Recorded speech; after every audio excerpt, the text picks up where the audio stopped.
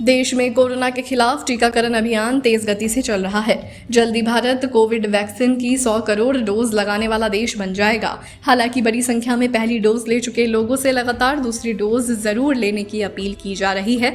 देश में कुछ लोग ऐसे भी हैं जो या तो दूसरी डोज लेना भूल गए हैं या उन्हें तय समय पर डोज लेने में देरी हो गई है। ऐसे में स्वास्थ्य विशेषज्ञों का कहना है कि कोरोना से 100% सुरक्षा के लिए दूसरी डोज लगवाना बेहद जरूरी है।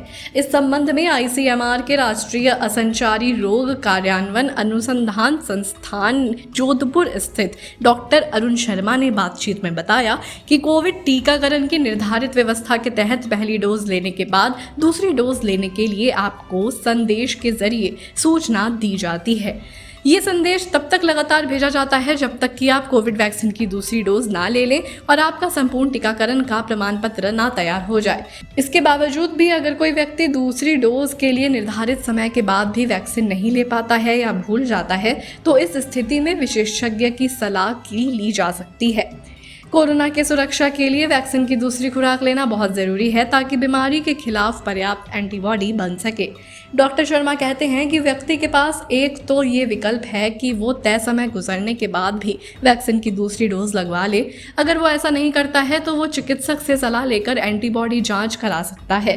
इस दौरान अगर कोविड के खिलाफ एंटीबॉडी नहीं बनी है या बहुत कम मात्रा में एंटीबॉडी बनी है तो वो पहली डोज से दोबारा टीकाकरण भी करा सकता है। हालांकि इसके लिए डॉक्टर की सलाह लेनी होगी।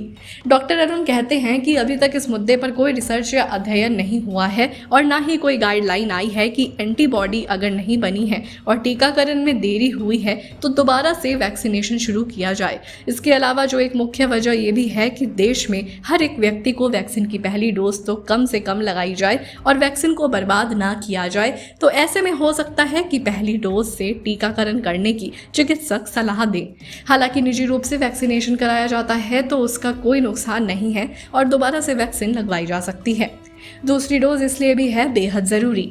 डॉक्टर शर्मा कहते हैं कि कोविड वैक्सीन की पहली डोज के बाद आंशिक रूप से एंटीबॉडी बनती है। एंटीबॉडी टाइटर जांच से इस बात का पता लगता है कि वैक्सीन लेने के बाद शरीर में कितनी प्रतिशत एंटीबॉडी बनी है। उदाहरण के लिए यदि वैक्सीन की पहली डोज लेने के बाद 40% एंटीबॉडी बनती है तो शेष 60% एंटीबॉडी के लिए हमें कोविड वैक्सीन की दूसरी डोज लेनी ही होगी, जो हमें संक्रमण के 100% सुरक्षा देगी और वायरस के शरीर में प्रवेश करते ही उसे उसी जगह निष्क्रिय कर देगी। कोरोना वायरस से जुड़ी हर खबर को पाने के लिए जुड़े रहें हमारे चैनल के साथ।